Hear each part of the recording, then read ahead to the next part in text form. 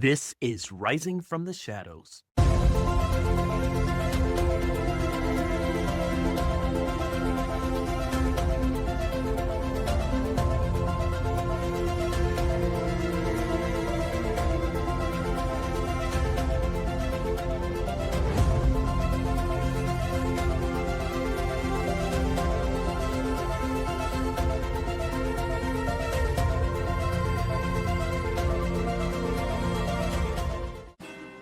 What would your life look like if you stopped second-guessing yourself, stopped playing small, and finally broke free from the cycles that have kept you stuck? Well, that's what the Ignite Momentum Practicum is all about. It's a 6-week transformational coaching experience designed to help you break through people-pleasing, self-doubt, and codependency once and for all. And here's the best part. You get to choose your path. You can matriculate through the one-on-one accelerator. It's private, high-touch coaching, you and me one-on-one. Weekly breakthrough calls, a custom action plan, deep mindset work, and real-time support to help you reclaim your power and rebuild your confidence. Option 2 is the group intensive. This is where transformation meets community. Weekly live sessions with a cohort of like-minded individuals, hot seat coaching, Q&A, bonus trainings, and a space where you're truly seen and supported without judgment. So whether you want personalized guidance or collective energy, the Ignite Momentum Practicum gives you the tools, structure, and support to stop circling the same patterns and start building unstoppable momentum. Ready to take the next step? Schedule your momentum call now at ignitingmomentum.co. That's ignitingmomentum.co. Michael, welcome to the show. Marlon, thank you so much for having me. Absolutely. I have been following you for a little bit now on your TikTok page, and I was immediately sucked in with your raw authenticity, your storytelling, and just you being vulnerable with sharing what you've learned from your situation. Before I get into my questions that I have, I'd like to just give you the opportunity to share. How did you get to where you are today, and who did you have to become to get here? That's we doing 1 hour or two, Marlon. I know. You know, a lot of what I dealt with in the aftermath of being discarded was a sense of disbelief. There's a lot of confusion. There's a lot of frustration. There's a lot of anger. There's a feeling of betrayal. But I think that it can be hard to really understand not only the severity of what happened. Like, I don't think I had any concept when it happened that what I had just experienced was traumatizing. I didn't get diagnosed with PTSD for almost 1.5 years after. Same. I actually, even though I've been in treatment for anxiety and depression, I just was officially diagnosed with complex PTSD last month. Oh, wow. Yeah. See, now I don't believe that mine is complex PTSD. I believe essentially the entirety of my trauma is rooted in the discard. I think that my relationship was interesting in the sense that it lasted 2.5 years.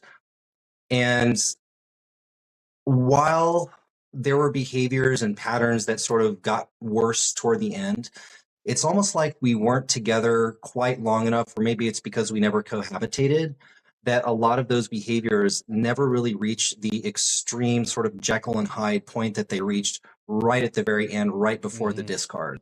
So there was this like about a week period where her behavior just got like very, very extreme. One day I would talk to her, she would be like raging angry. The next day I would talk to her, she'd act like she was totally fine and nothing happened. Right. The day after I would talk to her, she'd be crying, sobbing. Yeah. And it was just this extreme oscillation of emotions. And then it was just like very suddenly ending the relationship. And then in the process, sort of like completely dehumanizing me and devaluing me as a person and a partner. And that just kind of struck me, like I had this intuitive sense that this was not normal. Hmm. Like I had been through a divorce and I was like, my ex-wife and I, like we were still really kind to each other through the process Hmm. and we were amicable after the divorce. And here's this person who for our entire relationship showered me with love and praise and gratitude. And now she's acting like I was always this horrible person. And I'm just kind of like, where is all this coming from? Right. And what made it even more confusing is that it wasn't grounded in anything, like nothing had happened to trigger all this. Yeah. And so much of what I dealt with in that first year and a half was just the overwhelming grief. And in this case, it was, I think that if it had just been her, I probably would have moved on, or I don't like to say moved on, but I think I would have healed much more quickly. But during those 2.5 years, she had really brought me into the lives of her three young children. And I had bonded very closely with all of them. Her youngest daughter called me daddy. And it was just like this extreme and sudden disconnection from them as well. And coincidentally, I was coaching her son's soccer team. That's her oldest child. And she broke up with me like right before the season started. And I had to make this really difficult decision where it's like, do I step down from coaching when like I was just at the coaches meeting at the YMCA and they're like, if you know any coaches, like send them our way. We're like dozens short and blah blah blah. And I was like, I can't just quit because I'm going to let down a dozen kids, not just my ex's son. And so for those few months, she would bring the kids to the game. I mean, they would just like run to me and like cry and hug me and all this stuff. And like, I also got this sense that they were suffering and that she was not addressing their feelings as well. And that was like another layer of hurt to see all of their pain Hmm. going unaddressed.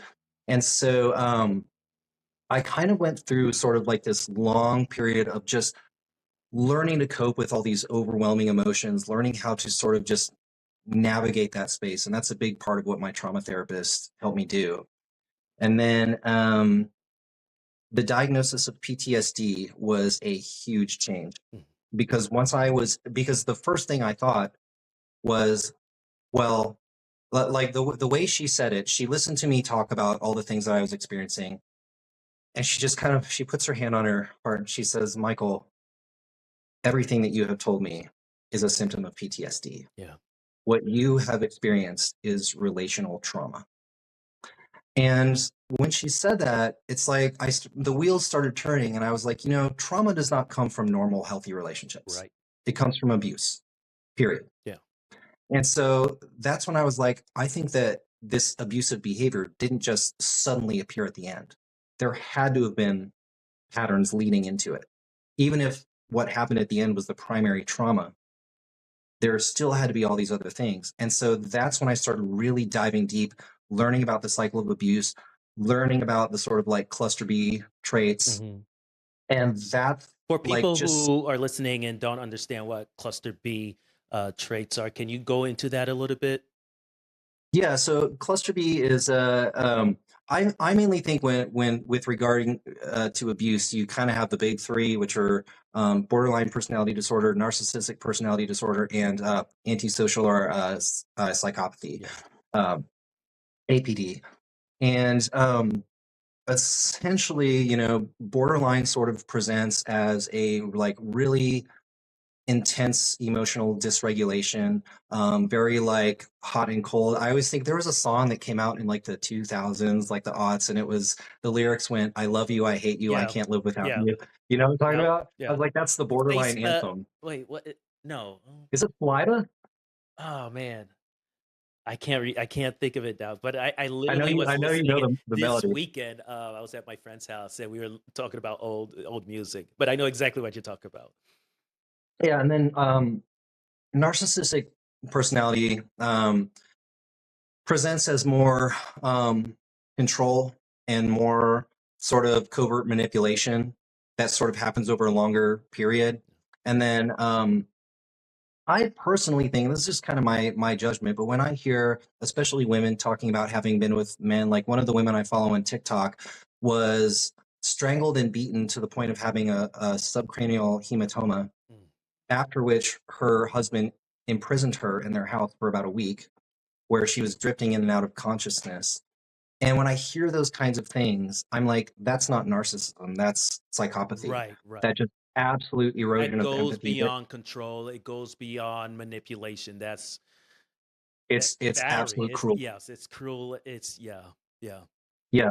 And I learned about something recently that I really feel like is a better characterization of what I experienced than trying to say like borderline or narcissism, because I don't really believe that people really fit neatly into these kinds of categories. It's more of a sort of a It's a cluster spectrum. B Yeah. spectrum. Yeah, absolutely.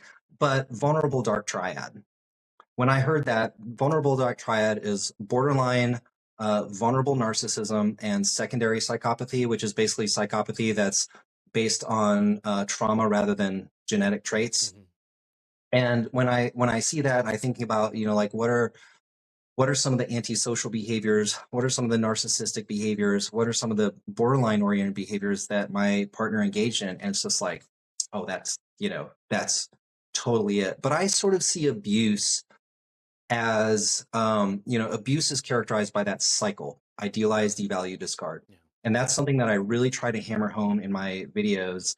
Like it was That is actually my not a mom. thing. It's a It pattern is of not a thing. things. Yeah. Right. And I think that's really important to understand, because a lot of positive seeming behaviors like idealization, they're showering you with love. I want to see you all the time. You're just so amazing. You're the most wonderful person I've ever met. Our whole lives were leading to us meeting and being together. That kind of stuff like makes you feel really seen and valued, Mhm. but it's super toxic. It doesn't feel toxic in the moment. It doesn't give you that like twist in your stomach Because it that fills a the hole that's in you already and that needs to be filled. Yeah. 100%. Yeah. So I think when people when people are stuck in that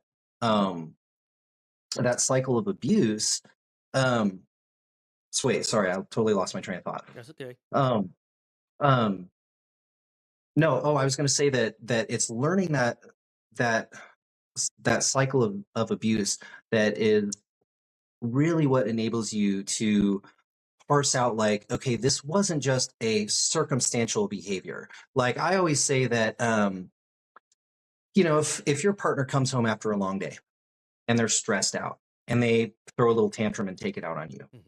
like, that's negative behavior. It's unhealthy. It's not constructive. Hmm. And it's the kind of thing that if it persists and doesn't change, it can end a relationship. But it's not abuse. Right. It's circumstantial. And maybe that shows a lack of emotional maturity. Maybe that shows an inability to handle stress. Maybe that shows a lack of kindness or compassion, but it's not abuse. Hmm. Abuse invariably follows that cycle of idealize, devalue, discard. And so when I started deconstructing my relationship, going back through, months and years of texts and Yeah. just thinking back through some of our conflicts and situations. And it was just like this huge epiphany where I just sat there going, "Oh my God." Yeah. Like this pattern was here from the beginning of the relationship. I could see where she idealized me. I could see the devaluation behavior starting to creep in. And it's just that over a very long period of time, they just escalated, escalated, escalated, Hmm. escalated until they culminated in this um, extreme devaluation and discarding. I really resonated with what you said, that towards the end, it just became like more bizarre. And, we're talking about that, we'll say people on the narcissistic spectrum, um, it's all about control for them, entitlement, control, what have you. And I recognize the same thing, like over like the course of 3 months before I decided to walk away. It ramped up, and it wasn't because there was always like a 3 months good, 1 month bad, 2 months bad, 6 months good, 9 months, three, Mhm, six, mhm, nine were like interesting numbers for me, like where things would be good, things would be bad, etc. mhm. Um, but when I didn't know it then, but when I became more aware, I guess, of my worth and started leaning into that again. It wasn't something like today I'm going to try to speak up. It just invariably Right. started happening. and everything got worse. And it's just like a mixture of throwing everything, all the controlling techniques, and hoping one of them sticks, right? Right. Maybe the arguing and the yelling at you. If that doesn't work, or maybe it's the crying. If that doesn't work, maybe it's the ignoring. If that doesn't work, maybe it's pretending that nothing ever happened. It's just like, let me throw everything on the And wall and see if it sticks. I feel like that's, I recognize that as well. And I feel like because I noticed a lot of the same kinds of extreme behaviors, and they were kind of all over the map. Sometimes it would be these profuse, like, fits of tears Hmm. over something like very bizarre. There was one time, I've mentioned this many times in my channel, where um, I hung out with a very good friend of mine, a female friend of mine, who she knew personally. And immediately after, she just started telling me that, like, she was she thought I was cheating on her. And I was just kind of like, what? It was just Yeah, completely caught me off guard. There was no evidence at all. yeah, But the thing is, this had happened in my marriage. This relationship had, like, my ex-wife had also been like, are you cheating on me with this friend of yours? And so I was very adamant in the beginning of my relationship with my ex, where I said, like, she's my best friend. I've known her for years and years and years, and I'm never going to put her ahead of you. I'm never going to, like, cancel our plans right. because I want to go hang out with her. But she is still important to me, and so, yeah, like, once a month, I'm gonna go hang out in her backyard and just chit chat for a couple hours. And usually her husband's hanging out there with her, and we just kind of hang out and talk, and that's our relationship. And I basically, like, I wrote her an email, which I recognize, like, you can never do that. It never works. Yeah, there's Um, nothing. no, no, never, I never have works. iPhone But messages, I have like notes, and everything that I no, tried. Yeah. no, you have it has to be face to face conversation. Um, but I wrote her this email, just kind of, in my view, trying to just explain things in a very matter of fact way. And I got a call from her later that night, and she was crying, and, like, she couldn't talk. And so she lives like 5 minutes from my house. And so I just hung up the phone, drove straight over. And she was sobbing in her backyard. Her kids were already in bed. So I went to her backyard, and she's just profusely crying. And then she starts saying, you don't love me, you love her, you want to be with her, and all this kind of stuff. And I'm just sitting there, like, it's very confusing, because in one sense I can see that she's upset, she's sobbing, crying. But then on the other hand, I'm like, this is not connected to reality. This is not happening. Like, this is a narrative that she's creating in her mind, and nothing that she's saying is true. And some of the things that she's saying to me are very kind of demeaning. And so it's just this very strange place to be in. And then I think when that behavior turns into that intense anger, the rage, you kind of notice that same dissociation. It's like, okay, it's bizarre because it's not grounded. It's like they're feeling these intense emotions, and they have to sort of latch onto some narrative that will help them make sense of what they're I got to feeling. interject right there. First, I have a question for you. Well, first, I'll Mhm. tell you what you said, and like trying to latch onto a narrative. Um, I recall being in like kind of one of those like really heated arguments, and her saying, just like shouting out of nowhere, "You're the reason why I don't have a good relationship with my mom and grandmother." I'm like, what? Like, what are you talking about?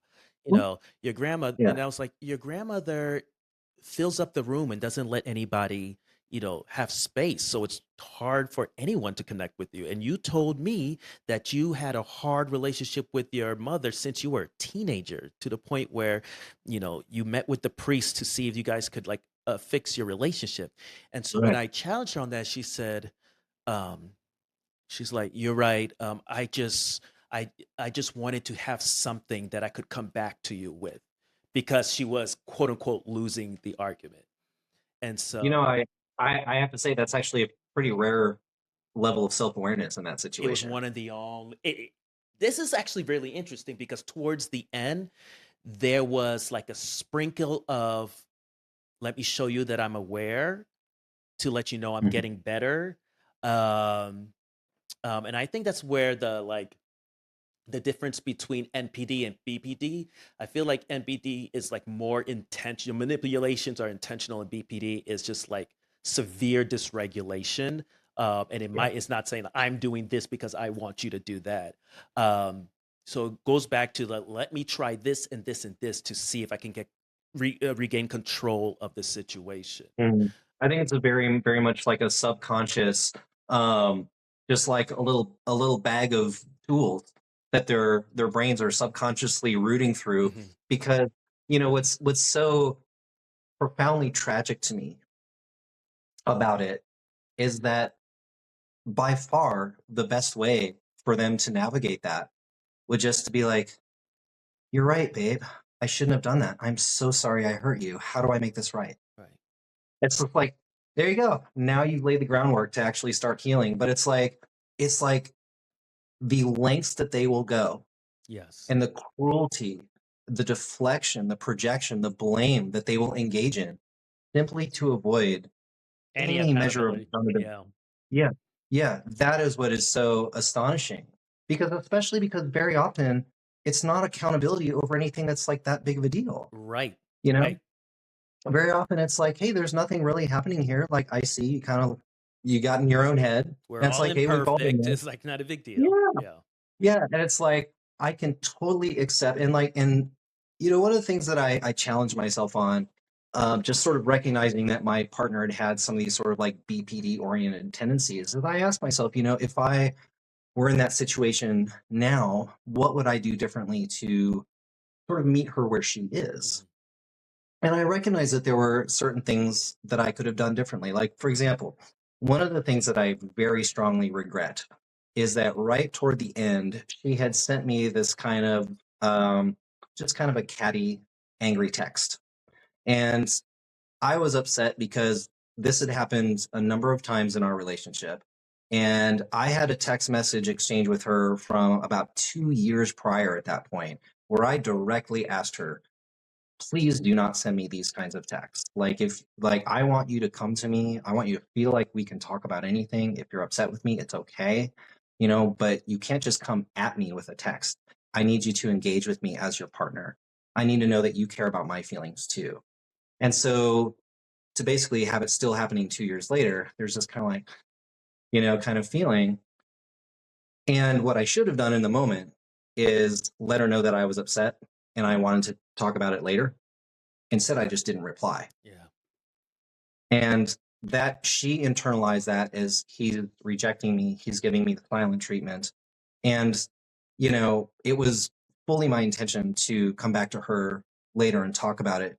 But I look at it's that sort of thing, that kind of awareness where it's like I am empathetic to what people go through. And I don't think that just because someone has had trauma or because people struggle with this or that it makes them um, unworthy of relationships or Yeah. unworthy of love. And I absolutely, like, if my ex was willing to really turn the lens inward and work on herself to be the partner that I needed her to be, then I think that everything that she experienced was totally workable. Right.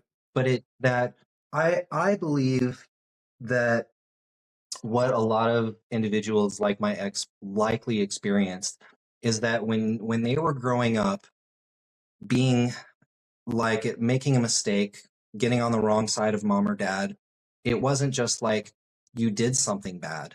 It's You you're are bad. bad. Yeah. Yeah. Yes. And so for them to take that accountability means taking on all this just mountain of shame. And I Mhm. think sometimes their internal systems are not just afraid of taking on the shame that they feel about how they've treated you, but all this other shame that maybe mom and dad imposed Yes. upon them, Yeah. And so it becomes so overwhelming and terrifying to them that that's when they will start lashing out, being cruel, being condescending, lying, manipulating, all the Darvo Yeah. tactics to do anything to avoid accountability. Yeah. I love that you brought up the word shame. Um, I have done some videos about this too, kind of like, and I want to ask you about that later. But kind of like how um as a survivor, the one thing that you have that abusers and the enablers don't have is that you actually have courage. The abuser and the enablers are scared shitless. They have a ton of shame, and that's why they manipulate, because they don't want that exposed. And they're counting on you to have the same level or greater shame about who you are to control you. So if you get Yeah. rid of that internal shame, you meet it head. There's literally nothing you can be done to control you. Yeah. And it's Well, and shame. I noticed that, yeah, about the just kind of the way that she was speaking to me, I like, are you familiar with the Gottman Four Yes, Horsemen? yes. Okay, so contempt being Hmm. one of them. And for me, the contempt was the word that I kept coming back to when I was in therapy and just trying to put into words how my ex was treating me.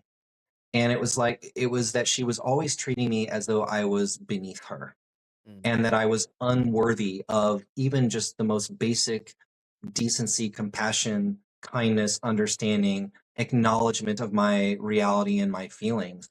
And I think that all of those things are designed to make you feel shame, to yeah. project that shame onto you. Because it's like, it's like she's the one who is frankly sabotaging the relationship. She's creating this situation out of whole cloth and destroying the relationship, but in the process she's saying, you're the one doing this, and it's because you're just a bad person, and you don't love me hard enough. You need to You work don't. more, harder to love Right. me, but that milepost keeps getting moved. Exactly, those goalposts are always going Yeah. to keep getting pushed farther and farther away. So it's that really intense need to project that shame onto you, where I think, like you're saying, it's like they are trying to like it's sort of that assumption that we have, just I think as human beings, that we tend to assume that other people experience reality the same way we do. Right, right. That's very, very much not true. And I think that someone who has those kind of cluster B traits, they may believe that someone else experiences the same kind of shame that they do. Mhm. And the thing is, when you're getting all that projected on you, it's just so unfamiliar, Yeah. because that shame is not something that I ever felt about myself, Yeah. you know? Yeah. And so yeah, I think that's how they try to suck you into that dynamic and control you. I think it's so interesting when you said that, sometimes as humans, we think that everybody's experiencing reality the same way we are. And that's particularly salient. I remember when we separated. So we always had kind of like tasks that we spearheaded, Right. depending on our skills or our time availability. And I remember when we separated, feeling just this like confusion. Is like, how do you not know what I'm capable of? We've been together for over a decade.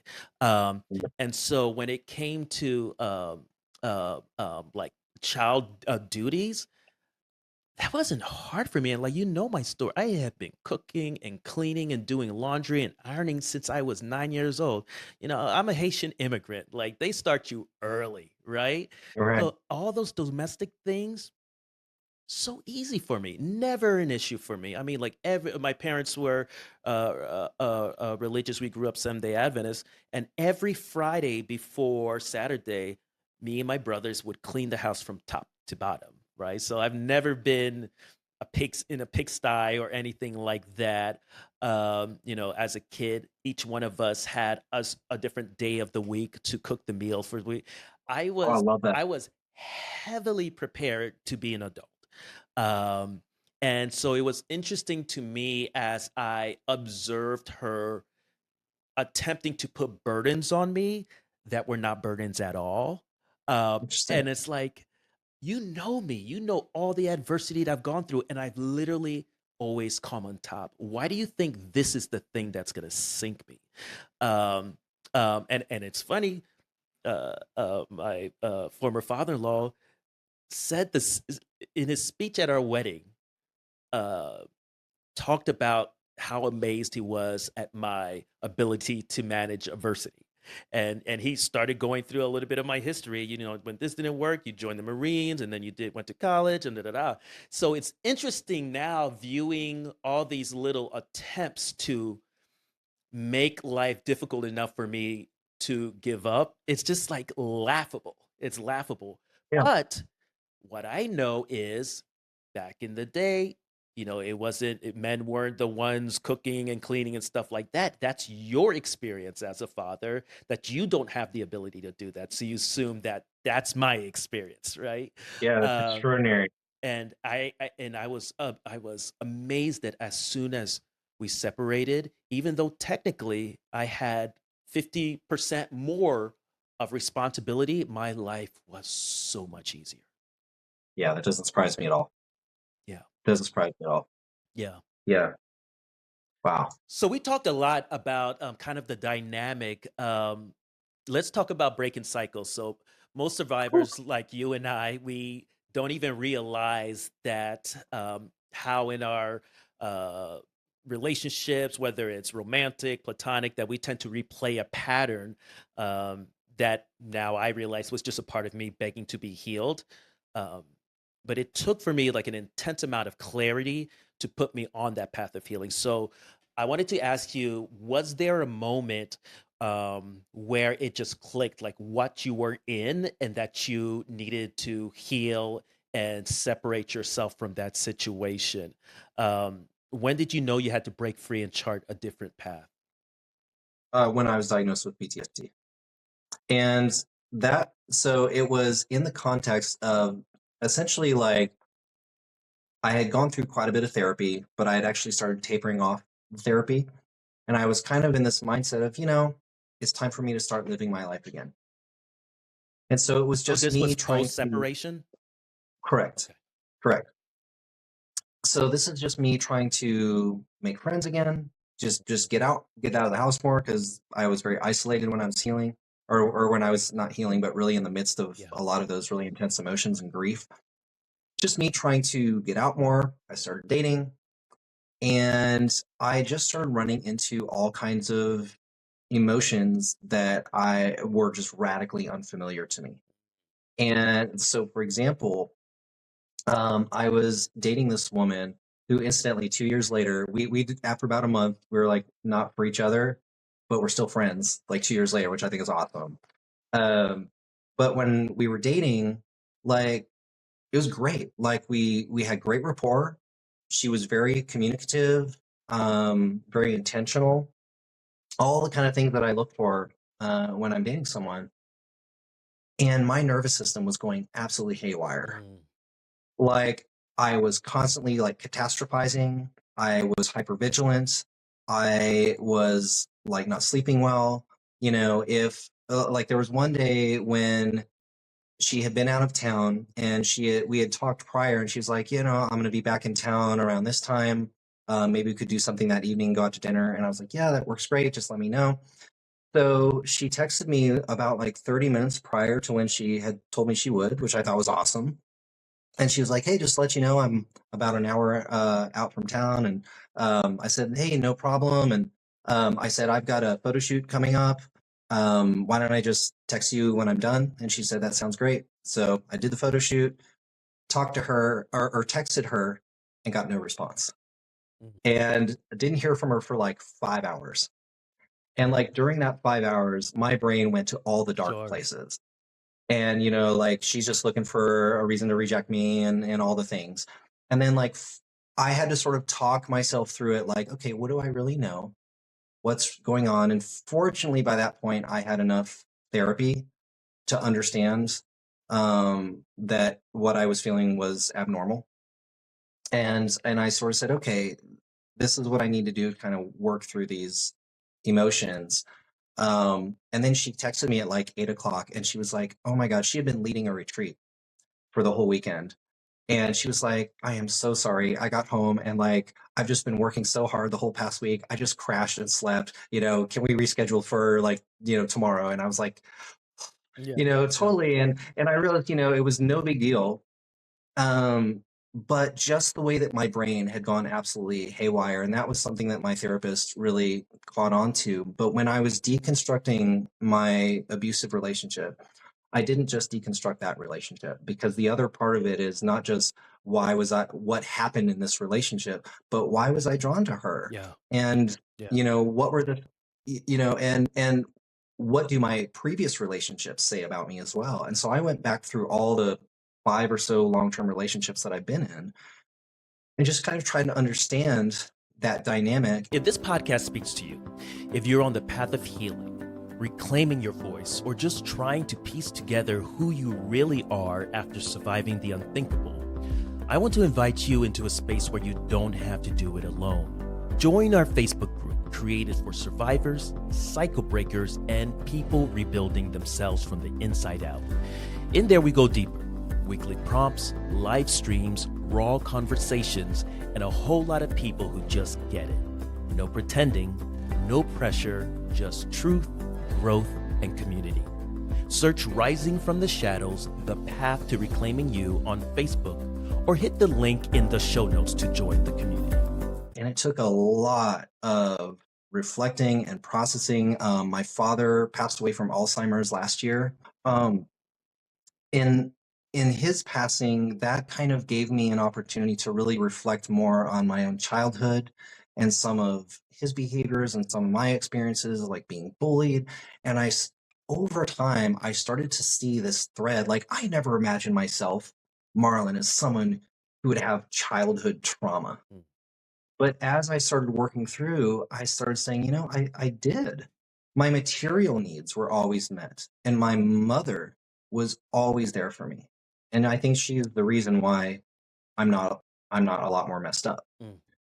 But there were a lot of issues with my dad. There were issues with my brother. There were issues with my peers at school.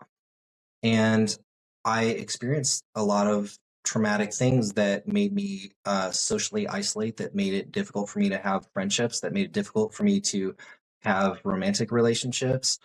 And it was that whole process of unpacking all of that and realizing, if I am going to break this cycle, then I'm going to have to get to the root of what was driving me toward these unhealthy dynamics in the first place, and what can I do? Because I know that, like, it's kind of funny, because I did a photo shoot once with this woman who identified as a borderline.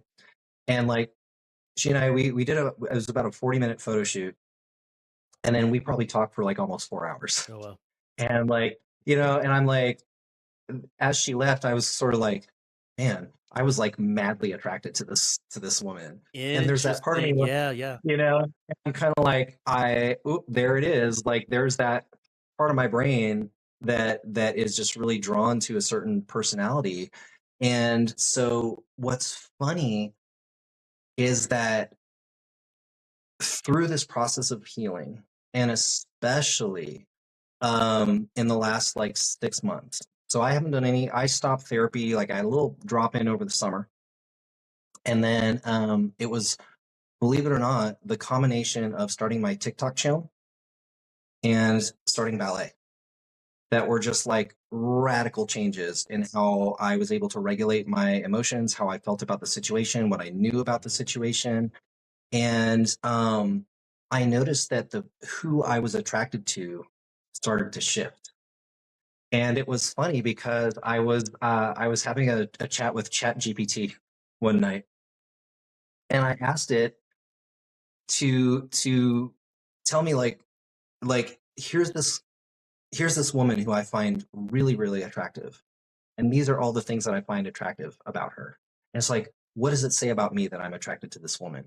And Chat GPT comes back with, well, Michael, it sounds like you're attracted to her because she embodies all of the qualities that you have been cultivating through your recovery. It's compassion, it's calm. Like, I am not like, I think that when we're drawn to sort of the borderline archetype, we're drawn to that. This is true of narcissistic archetypes as well, that idealization, that sort of like really intense passion and almost like fairy tale like love. And we almost measure how right someone feels for us by how intense that feeling of connection is. And that just doesn't there's just none of that in me anymore. Mm. And so the last woman that I just found myself very attracted to was someone who I met in real life. And it was funny because she was someone I met at ballet. And it was funny because she has a little girl who's in the youth school there. And I showed up for class one night and I see her there. She's consoling her daughter. Her daughter's crying. And she comes around the corner. We're all waiting to go in the studio for class. And there were a couple other women there. And they say, well, what was wrong? Why was she upset? And she says, oh, her teacher made her do all this in front of the class. She was really embarrassed. Um, and one of the women said something like, yeah, kids need to learn. It's not that big of a deal Mm. or something. And that just Yeah. just did not sit right with me, you know?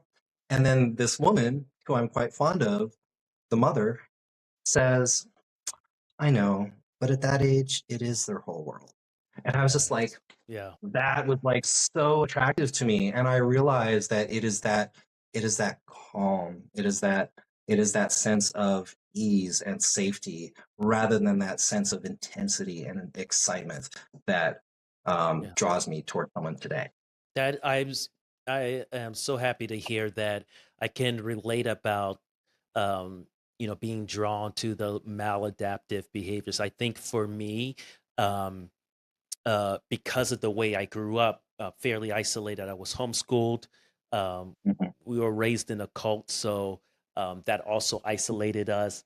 And I think I grew up with this chip on my shoulder that, like, I'm gonna show the world that I'm worth it. All you people who have discounted me my entire life. So I think romantically, I was attracted to the prize, right? Like Yeah, what does this say about me, or or the chase in a way, but not like the chase of like a whole bunch of women, but the chase of the relationship and to be loved and to build something. Um, all of that was so. Now I can see that that was that was driving. Um, it's not a big surprise. I'm an entrepreneur. I have to do sales for work. right. And I too enjoy being in a sales call and asking the right question to get somebody to, share with what their problem is, to the point Yeah, where I can, share my solution, etc. It's fun. Like it feels weird to say it's entertaining as for a me, but fellow entrepreneur, okay. I relate to that Yeah, profoundly yeah, well. yeah. Yeah, So it doesn't feel, and because I have confidence, I've always had confidence in my ability to communicate. It didn't feel like I was giving up any part of myself to fight for the relationship, right? It felt like I was communicating in the relationship, yeah, right? yeah. That's a big one. Yeah, That's a big one. But I think that we often don't realize how much we are trotting over our own boundaries yes, to fight for the yeah, relationship, or boundaries that we should have erected in the first mhm, place that we just didn't know that we should have put up. right, So yeah, a lot of the sort of fight that I had in me to try to keep communicating with my ex after in the aftermath of the discard. mm, A lot of it is just why, and a lot of my attitude toward her was really trying to make it clear, like, I'm not trying to ask you to come back to me. This is not me. Like, if you want to leave, like, like then that's what you should do. My love is not a prison, but I feel like when you're with someone for years, and especially when that person has very close relationships with your children, that if it is time for you, or if the relationship is not working for you, that has to be communicated with your partner. right, You don't just like cast them out and then just say, well, I don't want to talk about it. I mhm, don't have anything to say to you. yeah, You know, yeah, I feel like you owe someone that courtesy. yeah. Totally agree. That's the other part, right? Just kind of like bottling things up until it explodes, and then Mhm. the one person is like, Where is this coming from?" And And I wonder about that in that sort of dark triad archetype. I wonder how much of it is really bottling things up and how much of it is just sort of almost this natural um, nervous system cycle. If we right, think about like the body keeps the score, yeah, all their trauma is just living in their body, living in this perpetually dysregulated nervous system. And when like I made a video pretty recently on my TikTok where I was saying that for someone who is prone to these kinds of behaviors, it is the moments of calm. It is exactly like that dynamic that I am attracted to now. Those times when the relationship is just like you're not in this like swept away a romantic passion and you're not butting heads and yeah, arguing. It's the middle where everything is just day to day life. You're just doing life together, sharing in experiences, putting the kids to putting the kids to bed, and making dinner together, and just doing all your just yeah. everyday things. That's when their nervous system goes absolutely haywire, Mhm. because it is that calm and that safety that they learned not to trust. Yeah, And I don't think that they have an awareness, but it's, when they were growing up, it's part of their brain knew that every time it was calm, one of these days, dad's going to walk in mhm, and he's going to be raging mad. Mom's going to, break something or yell at me or something like that. And so like what my ex used to say to me, she said a couple of things that now looking back, they make so much more sense. She would frequently say, "I'm so happy with you that I'm waiting for the other shoe to drop." uh, It's like that's hypervigilance, right? She just has this intangible feeling that something is bad. I can't really be this good. I'm gonna show myself to be just like all the other men at some point, yeah. you know? You had a And video on your page that you were talking about, you know, uh, people don't realize it, but people with these a personality disorder, they're operating at a high level of anxiety. very much. Can you talk a little bit Yeah. more about that?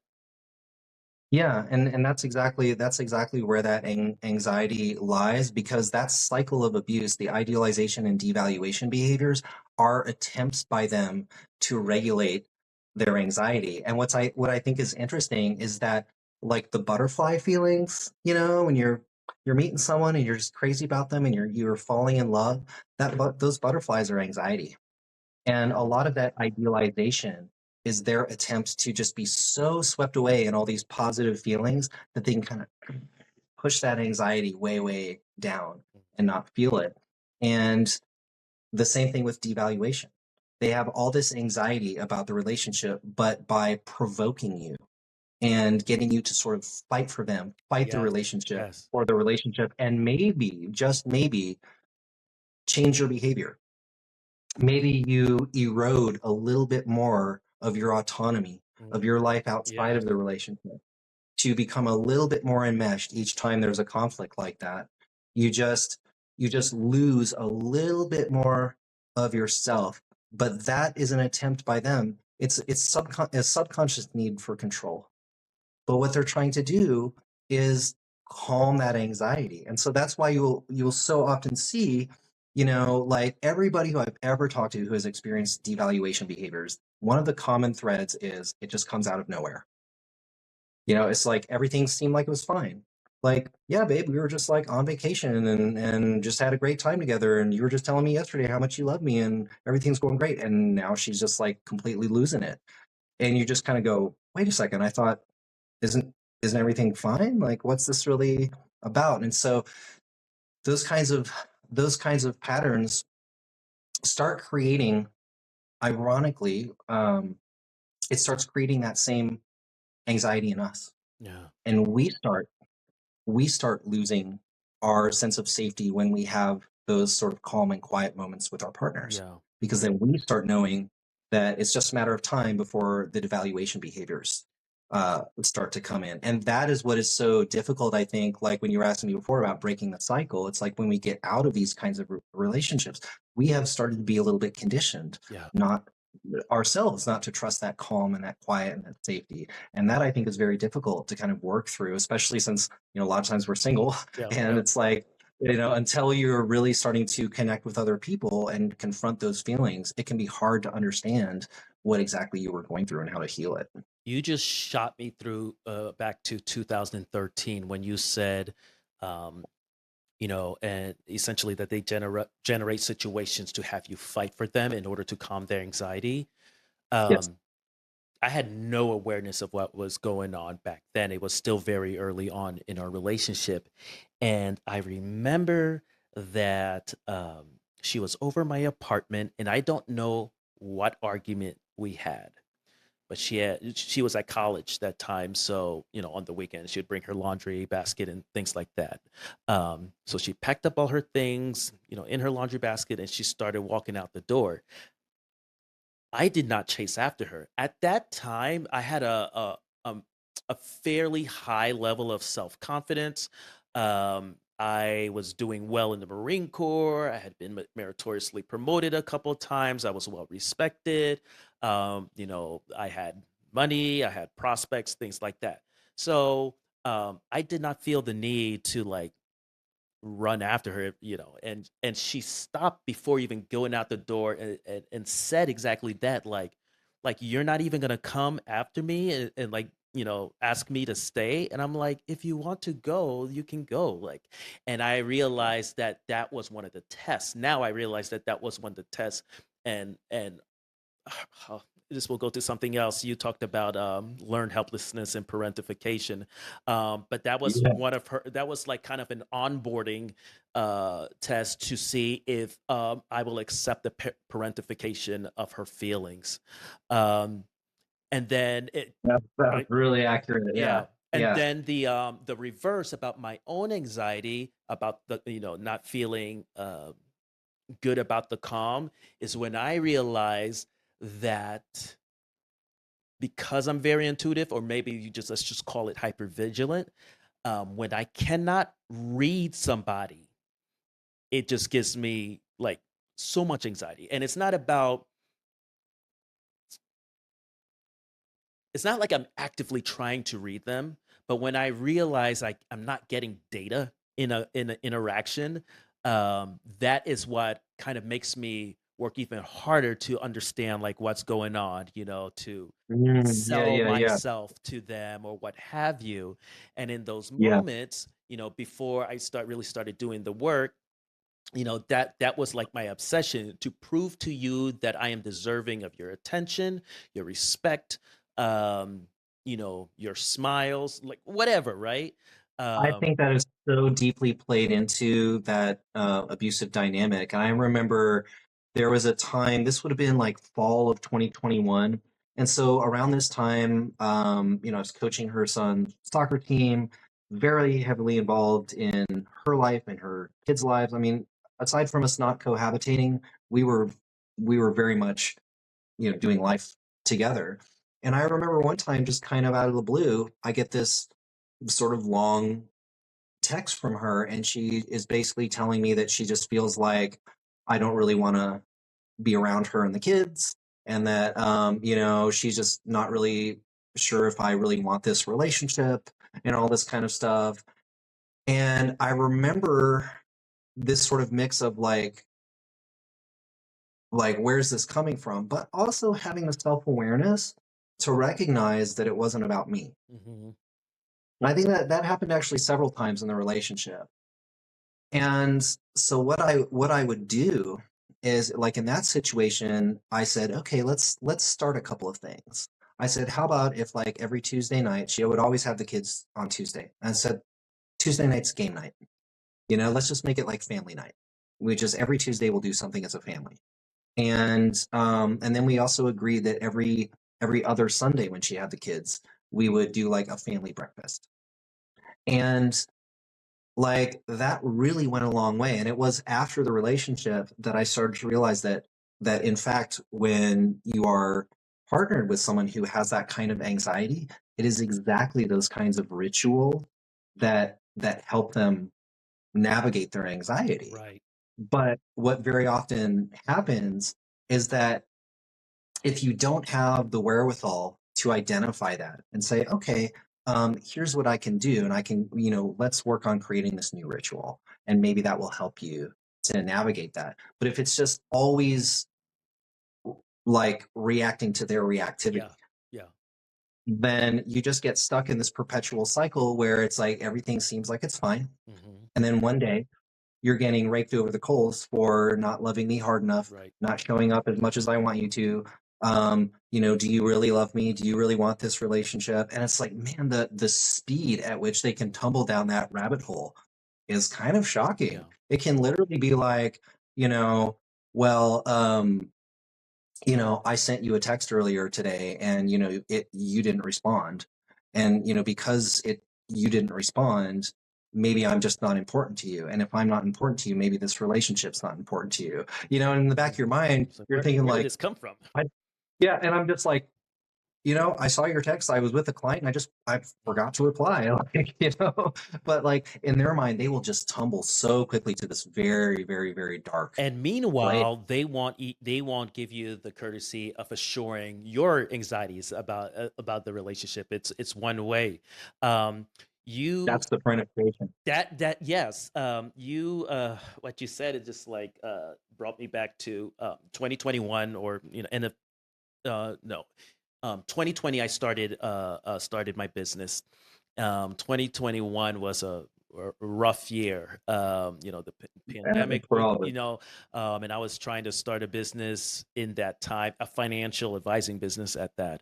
Um, and and during that time, I had a lot of guilt about making my family struggle financially for me to work on my silly dream, right? Right. So when my partner at the time was, saying like, I don't see enough of you, blah, blah, blah, I need more time. It just felt like a very valid request, right? And I'm like, I'm working 14-hour days. I'm trying to, build on whatever momentum we have. Um, what do you need from me? I would like that if we could even just like watch TV together. We both loved like Bravo TV, so Real Yeah. Housewives and stuff like that. I'm like, I can do that. I started coming home like no later than 6. And then we would sit on the couch, watch the TV, and I wasn't allowed to talk to her. I would be like trying to engage with her, like not in some random stuff and like what we're watching and stuff like that. Like, what do you think? Do you think she's this? Da, da, da, da? Right, right. And that was annoying to her. So I literally had to just sit there, and she watched TV, and but I wasn't allowed to engage, and that was so Yeah, that was weird to me. kind of like that kind of reminds me of something that, that my ex sort of I felt like put on me where she would say, I want you here meaning at her house with her kids. I want you here all the time or as much as possible. And then she might also say something like, I want you to be present. Like, I want you to be engaged with us, And so it's like, so I'm supposed to be there all the time. And I'm always supposed to be on, always supposed to be engaged. And you kind of look back on that and you go, okay, but do you forget that I am my own person too? I have my own life, my own stressors, my own needs. So I never even And thought like that about like I'm my own person. So like while I was trying to meet her needs, everything you're mhm. saying right there, it wasn't in my head that was even a thing. I Yeah, I don't think at the time when okay, I was in the relationship, it didn't even cross my mind. okay, okay. Yeah, in fact, I thought she was expressing a Reasonable. reasonable Yes. Yes. anxiety. And I thought that just as her loving partner, like I wanted to ease that for her. I wanted to make her feel better. And, I think sometimes where I would start like with the Tuesday and Sunday rituals, that's me sort of recognizing that like her just coming to me and saying I want more doesn't really help me out. what does more look like? Yeah, yeah, yeah. Right. And a lot of times I don't think they know. Right. And have you ever heard the acronym HALT?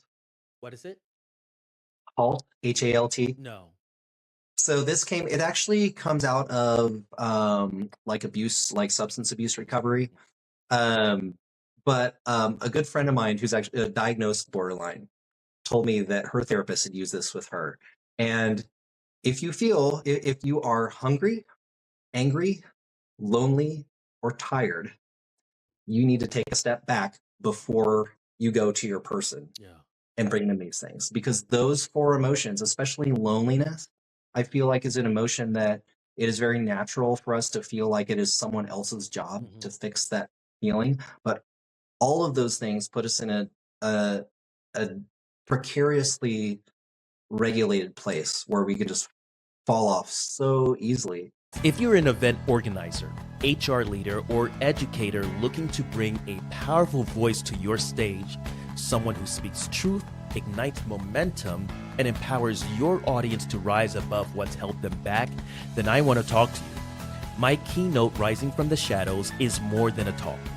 It's a transformative experience that shows people how to stop shrinking, start healing, and stand fully in their story. I've lived it, I teach it, I walk people through it. So if you're building a lineup of speakers who don't just talk but move people, head over to marlonwesh.com to create something unforgettable for your audience. And so it's so important to have that self-awareness to be like, okay, I'm feeling a certain way. You know what? I'm gonna go work out. Yeah, yeah. Um, and then I'll feel better. I was talking to someone the other day, and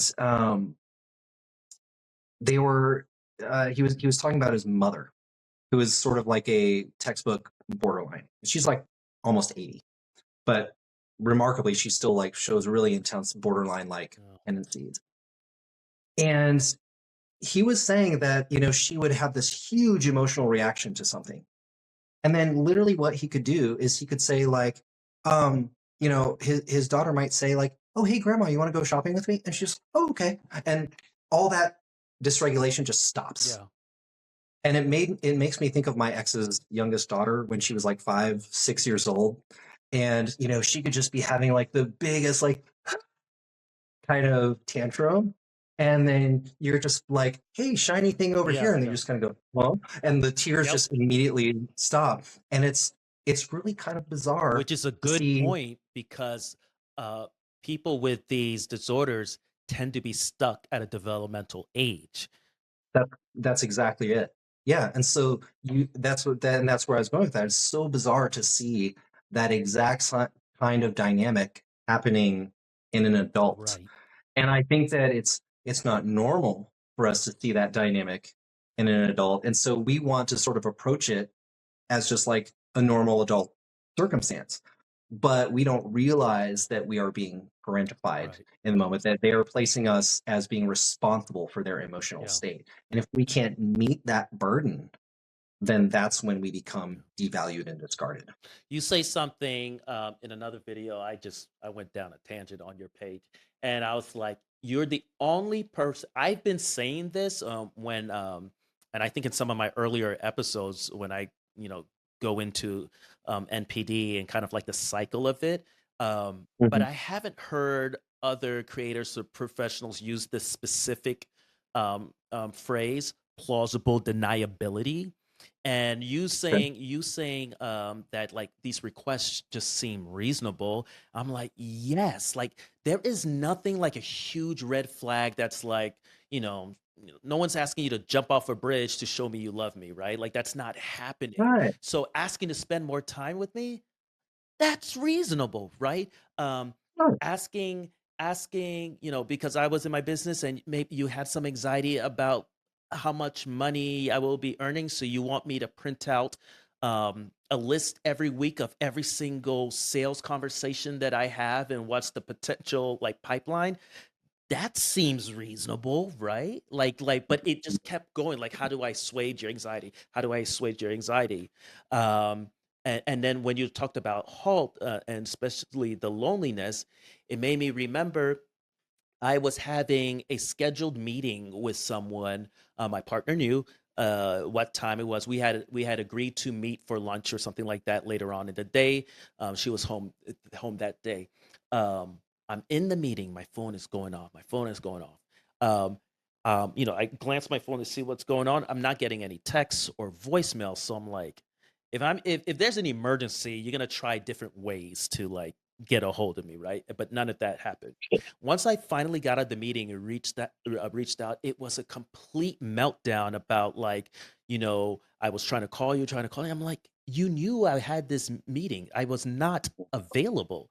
Um, and after it was all sifted through, she just wanted to change our plans, is what she admitted. Like she wanted to meet at a different time. That was it. That was the Yeah, only reason. it's right, right. And when you really cut through, like to go back to the time when she was crying, saying that I wanted to be with this other woman. We subsequently 2 days later took a trip out of state, just a little overnight, um, and it was about a 4 hour car drive each way.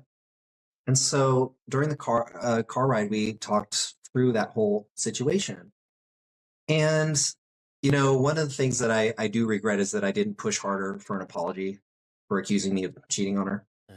Um, but when I really kind of sifted through what she was feeling, it literally came down to her being like, I'm just really insecure about her. And, because she's like, my friend is like, she's super fit, she's very attractive, and she's just like, I just have like she's like, my ex-husband cheated on me, and I just, with a friend, Mm, and she's like, I have a lot of anxiety about that relationship. And she's like, I know that it's not you, that it's me. I would just kind of appreciate, like, it was a photo shoot that I had done with that friend, and it just happened very suddenly, because like she and I were talking one day, and I was like, why don't you come over tomorrow? We'll do the photo shoot. She's like, okay. And my friend was, or my partner was like, I would just appreciate a little bit more heads up in the future. And I was like, okay. Like, that in itself, I feel like, is a totally reasonable yep, ask. yep. And if in the beginning she had just come to me and said like, "Hey, baby, I don't mind that you did the photo shoot and everything, but just like I just want to, gently remind you here that like I do struggle with this like insecurity. Like in the future, would you mind just like giving me a little more heads up about those photo shoots?" And I would have been like, "Oh my God, yes, I'm so sorry that I didn't, take that into account." But it was this whole other performance Mhm. that honestly created a lot of damage from her inability to sort of just ground those feelings in the moment, and her need to sort of like I said, create this performance to engage me so that I Yeah, would soothe her. yeah. Soothe. That's a great word.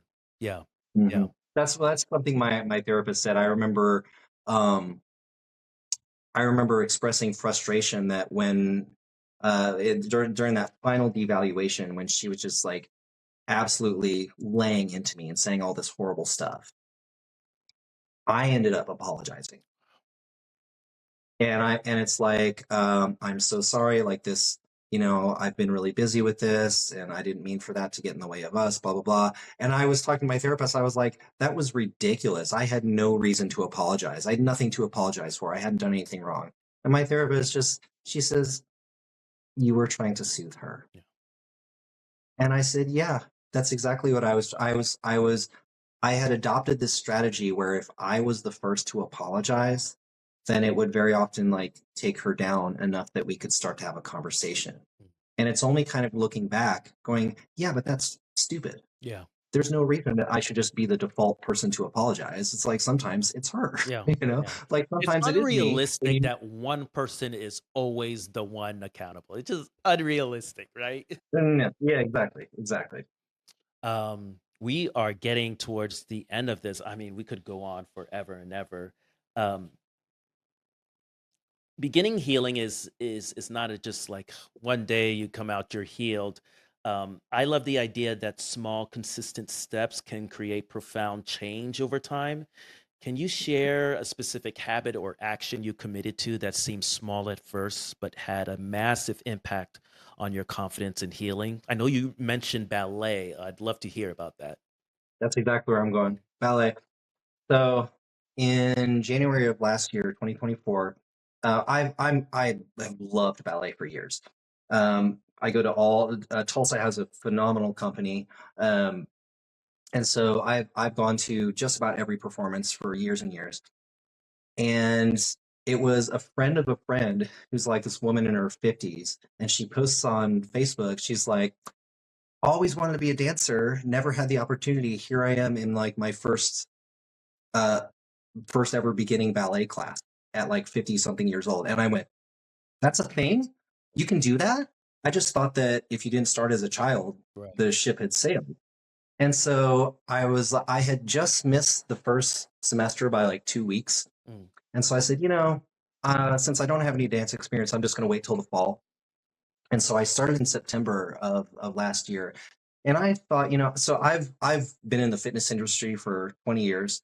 Photography is kind of my semi-pro, passion project. But the fitness industry, personal training is where my bread has been for the last 20 years. And so I've done all kinds of, like, I've coached powerlifting at the national level. I personally practiced Olympic weightlifting for about 10 years. Wow.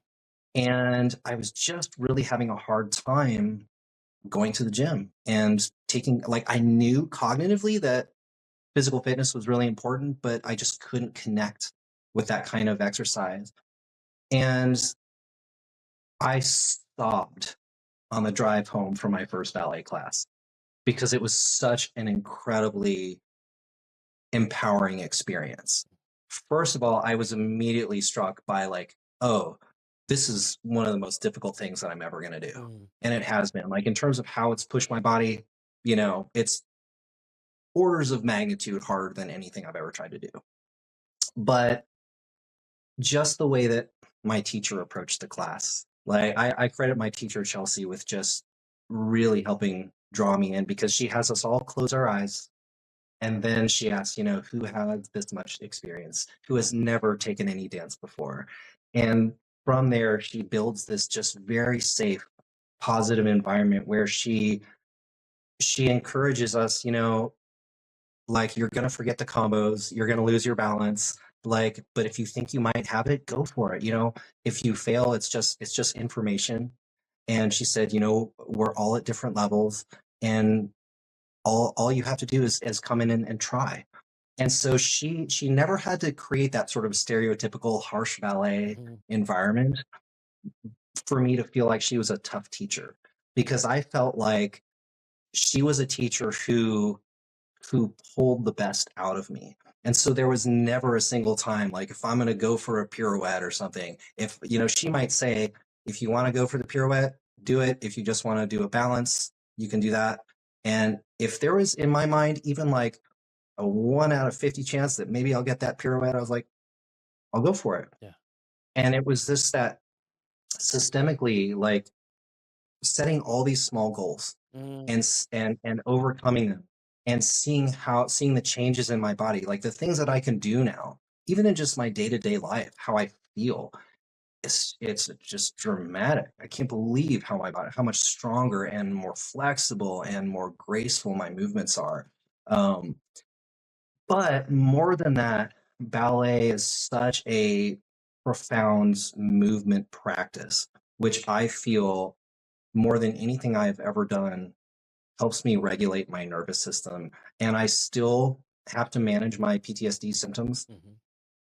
And whenever I am in those days where it's like it's so hard for me to get going, ballet is always the thing that pulls me out of it. I could do a 30, 40-minute bar, and I'll just be like ready to face the whatever comes at me. And it's just this, because it calms me, it centers me. I feel I feel in control. I feel empowered.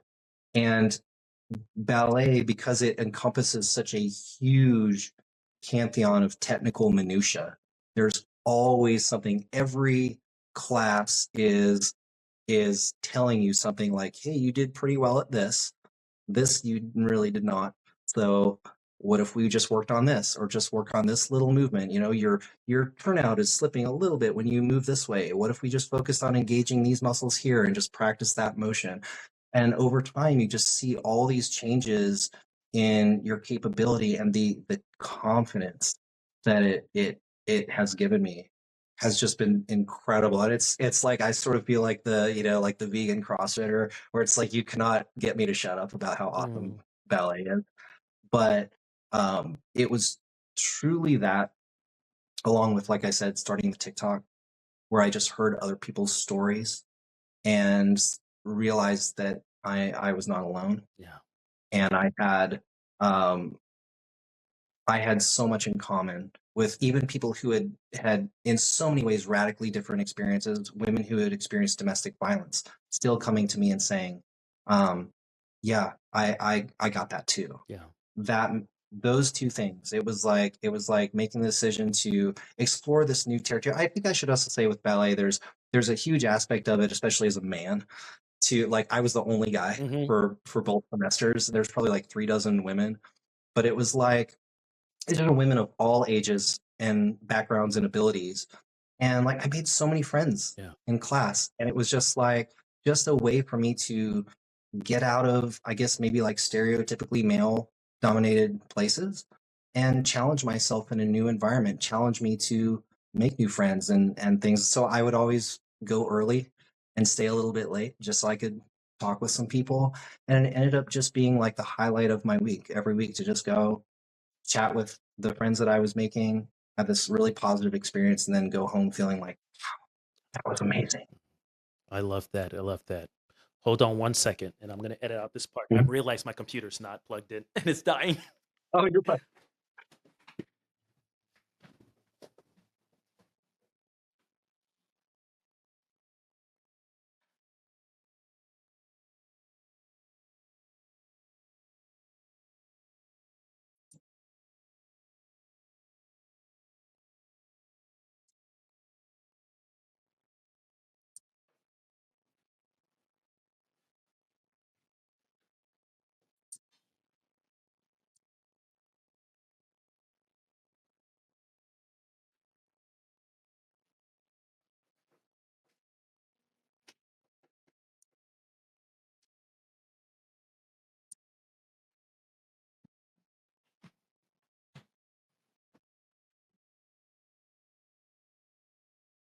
All right, I'm back. All right, there we I love what you said about that. One of the small things that I started doing was taking care, finding ways to kind of introduce luxury in my life, or something that. And one of the things that I do about once a month, I get a mani pedi. I love that. Yeah, I get and I do clear gel. Um, you know, and again, right, like every time you're in there, there's somebody like looking at you crazy or what have you. Um, but it just feels so validating, when you feel you look clean, you look good, you're presentable, and it just increases your sense of self-worth. And those are some of the little things that helped me, um, kind of regulate my nervous system. I love a good suit. Like any chance I can get to wear a suit, like that makes me feel good. It's so funny you say that because I only have a few suits. And being in the fitness industry, I mean, my dress code is basically like, you know, what do they call it? Like athleisure, Mhm. basically. And so it's rare that I have the opportunity to use a suit. Like if I go to a ballet performance, like you better believe I'm putting on a Yeah, suit. It's just that whole yeah. ritual of just, yeah, I love it. I went to the symphony last Christmas. They were doing the Boston Pops. They were doing Handel's Messiah, and me and a friend that went there. So like I wore my tux there, like made it like a little Yeah. fancy thing, and it's just great. It's just great. We could go, we could go on forever, forever, I don't forever. feel like we But we scratched the surface. Yeah, but we have to take this to a close. This conversation has been incredible, and I know that our listeners are going to walk away with much insight and inspiration. So much of what you said resonated with me. Big part of that is, you know, abusers are not particularly unique. They seem to all follow a certain pattern. So it's very validating to hear someone else um, not just say, I was hurt, but it's like the exact same way. Felt like I was alone for so long. And honestly, what really helped me, I went down a rabbit hole um, listening to other women and their like relationship issues.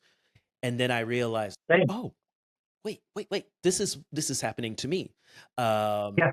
and I think it's so important that we as men show up because we were talking about it before the recording that this is kind of one of uh the real harms that patriarchy brings, right? It subjugates women, but in Mhm. turn it also subjugates men Absolutely. to a place where they're no longer human, right? You're not able to express feelings. You're supposed to be this stoic. If I have to hear Marcus Aurelius one more time by some Dude, stoic, if one more red pill bro starts talking about stoicism, it's like wait, it's like better to be a warrior in a garden instead of a gardener in a war. It's like yeah, exactly. stop. Um, Stop. but consequence of that is often men aren't believed when they're harmed, and there's this presupposition that men are always the aggressor. I'm sure it's a lot less than women, Sure. just the way Well, our especially when it comes to physical abuse and right, those maybe more sociopathic behaviors. right. But when no physical abuse is done, like then it's like, you know, happy wife, happy life. There's all these idioms and that we Well, there's a woman, the woman that I mentioned who was beaten to the point of a brain bleed, imprisoned. I posted a video where I was talking about my journey in learning to use the language of survivor to describe myself. yes, And for a long time, I didn't think that what I had experienced was worthy of that title. Exactly because I would see these women yeah, and they're like, they're showing the bruises and or it's like a legal hmm thing after the relationship. And it's just like they just get yeah, put through absolute hell. And I go like, okay, well, I didn't have to go through any of that. So I guess what I experienced wasn't that bad. But then I think about how far it pushed me and how deeply it wounded me and how much it has affected my life. And it was actually that woman who was the first comment on that video. And she said, Michael, you are a survivor. oh well, And to hear her, who had gone through so much, validate me in that way was just, it was profound yeah. to me. What a gift! What a gift! Yeah. Right. Yeah.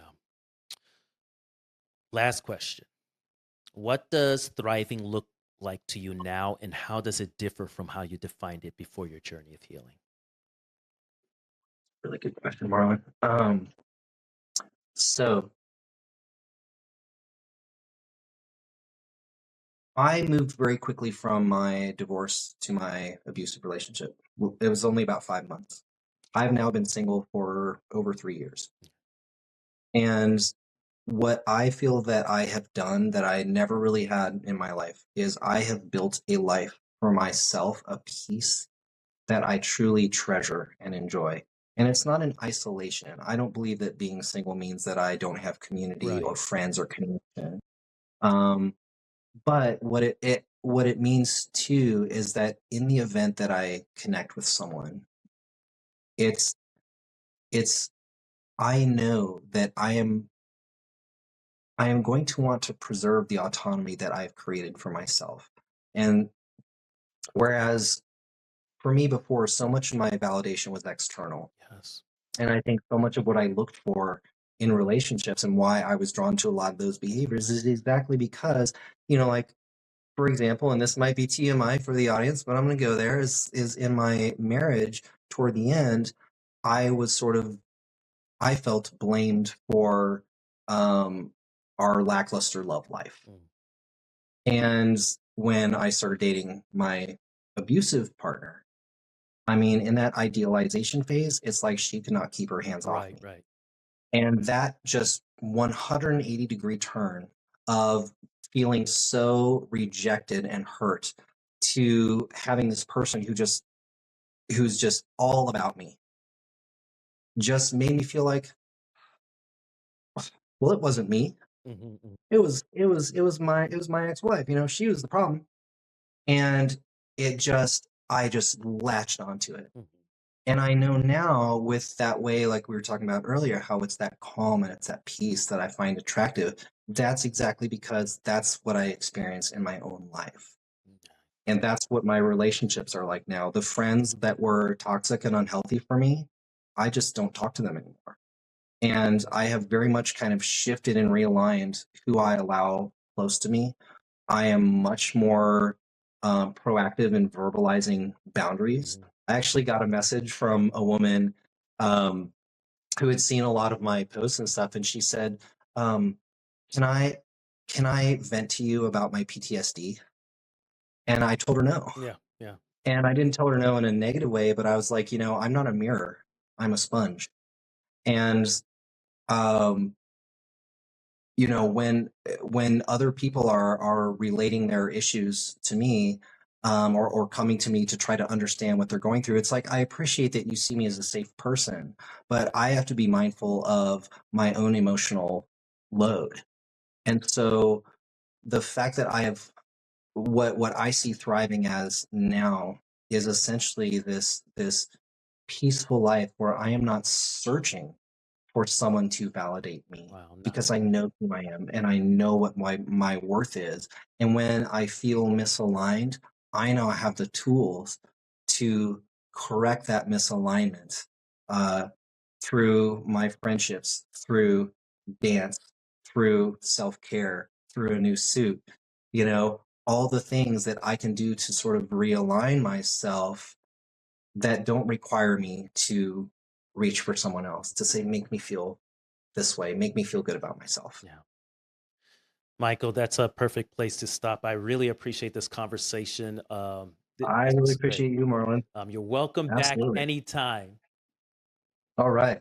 If you're listening to this and you've got a story to tell, whether it's your personal story of healing and reclaiming your voice or rising from rock bottom, or you're a professional with powerful insight into trauma, identity, resilience, or transformation, then I want to hear from you. Rising from the Shadows is more than just a podcast. It's a space where truth is honored, power is reclaimed, and stories heal. If you have something to share that could empower others to stop shrinking and start rising, I'd love for you to apply to be a guest on the show. Just head to tellmystory.risingfromtheshadows.com to submit your application. Let's rise together, one voice, one breakthrough, one story at a time.